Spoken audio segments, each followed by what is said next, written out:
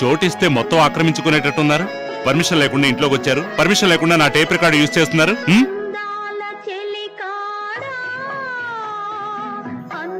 ఇది మీ టేప్ రికార్డరా? నా tape recorder అనుకున్నాను. ఐఎమ్ సారీ మిస్టర్, అన్నిటికీ ఒక లిమిట్ ఉంటుంది. మీ మాటలు కూడా తేల్లాగా కుడుతూనే ఉన్నారు. సారీ. ఇది నా టేప్ రికార్డర్, నా క్యాసెట్, నాకు నచ్చిన పాట. I'm sorry. బాధగా ఉన్నప్పుడంతా ఈ పాట వింటుంటాను. అది నా బాధను తగ్గిస్తుంది. కానీ ఈ రోజు సారీ అని చెప్పానుగా. तुम्हें बहुत बड़ा कॉम्प्लेक्स है, बहुत बड़ा कॉम्प्लेक्स।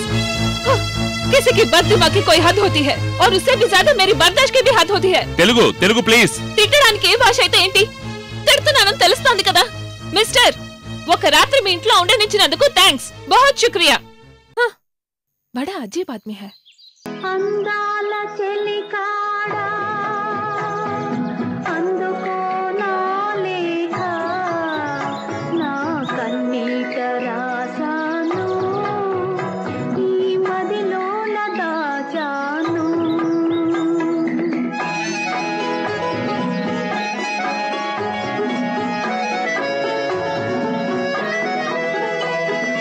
అందాల చెలికా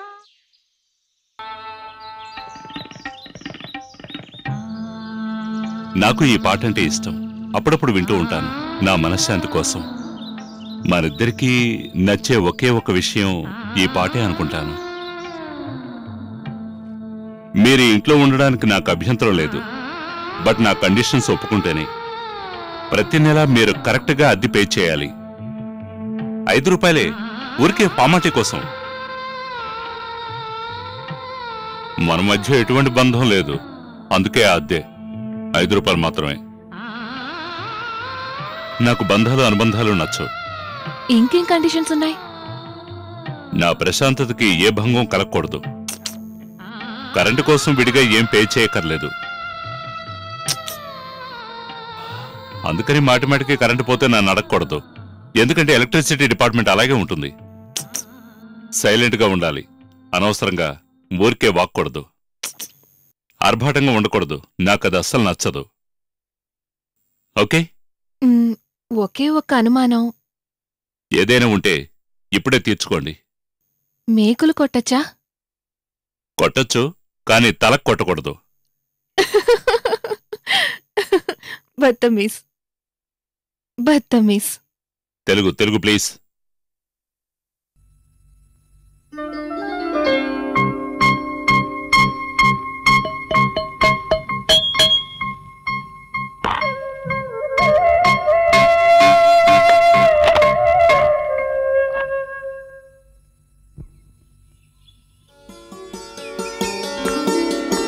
మిస్టర్ కేశవన్,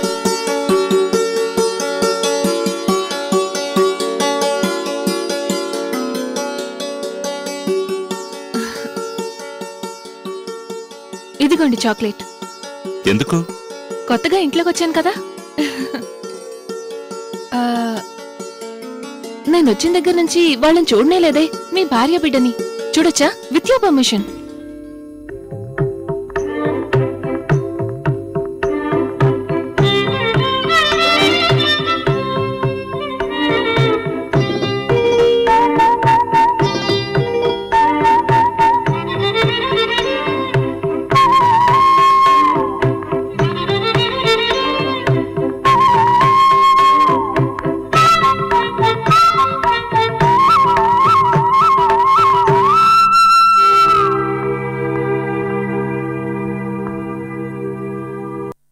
ఇల్లు మొత్తం వెతికాను, ఎవరూ లేరే. మీ భార్య బిడ్డను తీసుకుని ఊరికెక్కడికైనా వెళ్లారా? లేదా ఆవిడికి ఏదైనా సీరియస్ అయి హాస్పిటల్లో చేర్పించారా?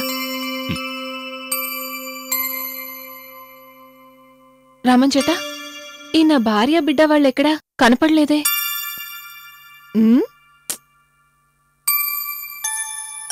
ఏంటి సార్ ఇది? అందరూ ఒకేలా నవ్వుతున్నారు. నాకు ఎవరూ లేరు. ఓఫో, అయితే నాతో ఎందుకు అబద్ధం చెప్పారు? క్యాన్సర్ ఉన్న భార్య, చావబోతున్న బిడ్డ, అది ఇది అని. మీ బాధను తగ్గించడానికి నాకంతకంటే బాధ ఉందని నేను అబద్ధం చెప్పాను. ఆ రోజు నుంచి మీరు ఏడవడం మానేశారా లేదా? అందుకనే చెప్పాను. బత్తమీస్. అర్థం చెప్పను. ఇది మీ క్యాన్సర్ వచ్చిన భార్యకి, ఇది మీ చావబోతున్న బిడ్డకి.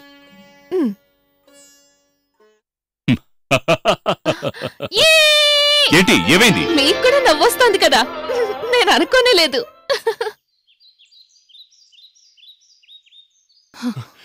ఏంటి ఆగిపోయావు? సరే వెళ్ళు. ఇక్కడ వెళ్ళాలా? నన్ను అడిగితే నీకు బదులుగా నేను వెళ్ళగలనారా? చూడు, చెట్లే లేవు, అంతా ఓపెన్ గా ఉంది. నేను మాత్రమే ఉన్నాను, పర్వాలేదు వెళ్ళు. ఛీ, సడన్ గా ఎవరైనా వస్తే? సరే, నీ అవసరానికి ఇప్పుడు అడ్డు కావాలి, అంతే కదా?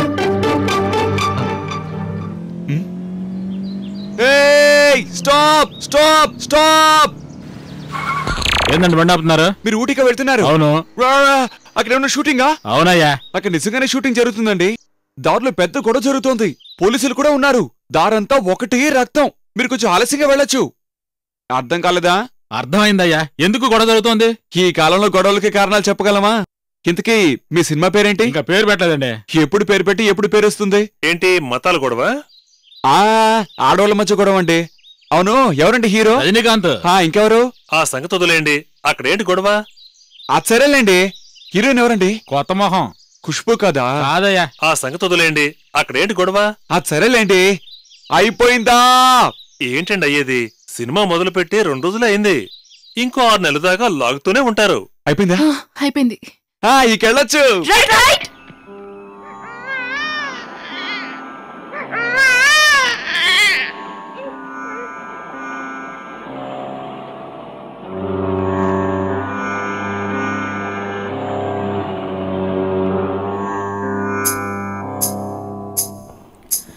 మరువలేక ఉన్నా, మరువలేక ఉన్నా, మరువలేక ఉన్నా, మరువలేక ఉన్నా, మరువలేక ఉన్నా, మరువలేక ఉన్నా.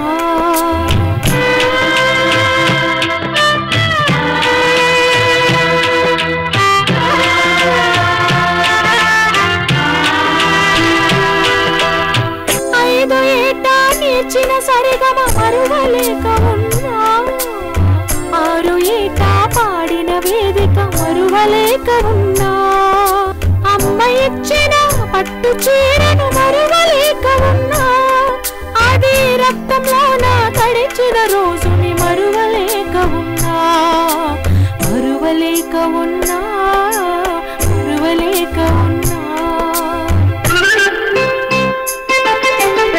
మరచుటకు ప్రయత్నించా, మరువలేక ఉన్నా, మరచుటకు ప్రయత్నించా, మరువలేక ఉన్నా, మరువలేక ఉన్నా, మరువలేక ఉన్నా, మరువలేక ఉన్నా, మరువలేక ఉన్నా, మరువలేక ఉన్నా, మరువలేక ఉన్నా.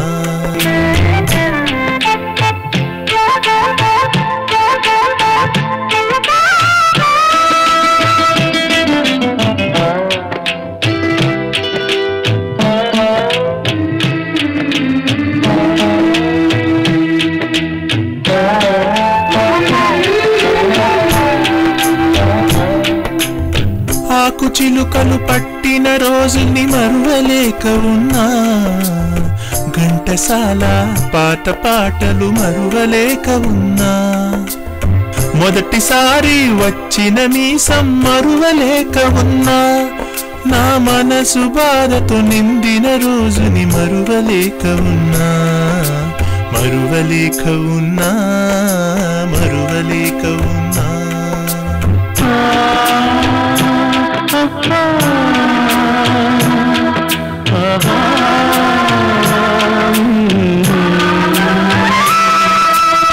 వర్షం